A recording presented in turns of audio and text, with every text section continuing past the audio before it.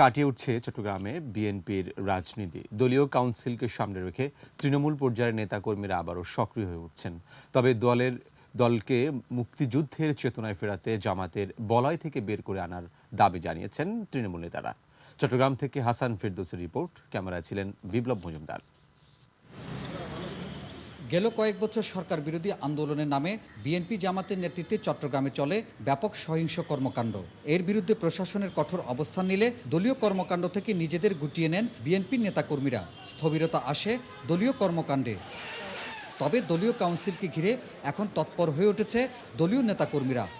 জনগণের সমর্থন নিয়ে আমরা গণতন্ত্র পুনরুদ্ধারের যে সংগ্রাম, সেই সংগ্রামে আমরা ইনশাল্লাহ এগিয়ে যাব। আমরা আশা করি যে কর্মসূচিগুলো দেশনেত্রী বেগম খালেদা জিয়া দিবে এবং নির্বাচনের মাধ্যমেও তার সরকারকে পরিবর্তন করা সহজসাধ্য হবে।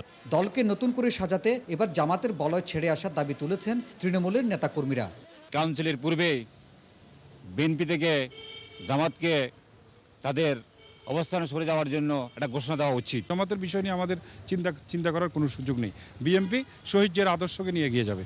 তৃণমূলের দাবির সাথে একমত পোষণ করেছেন নগর বিএনপি সাধারণ সম্পাদকও। মুক্তিযুদ্ধের চেতনায় আমরা উদ্বুদ্ধ হয়ে আজকে রাজনীতি করছি। কাজেই আমরা অবশ্যই বলতে পারি আমাদের মূল চেতনা হচ্ছে বাংলাদেশি জাতীয়তাবাদ এবং মুক্তিযুদ্ধের চেতনা। এদিকে তৃণমূল পর্যায়ে দলকে সংগঠিত করার পাশাপাশি ভবিষ্যতে ধ্বংসাত্মক কর্মসূচি না দেওয়ার কথা বলেছেন বিএনপির এই সিনিয়র নেতা। কোনো কর্মসূচি জনগণের বিরোধী কোনো আন্দোলন আমরা বিশ্বাস করি না এবং জনগণের সাথে নিয়ে আমাদের আন্দোলন। তরুণ নেতৃত্বের পাশাপাশি মুক্তিযুদ্ধের চেতনায় বিএনপি ফিরে আসবে, এমনটাই প্রত্যাশা চট্টগ্রামের সর্বস্তরের নেতাকর্মীদের।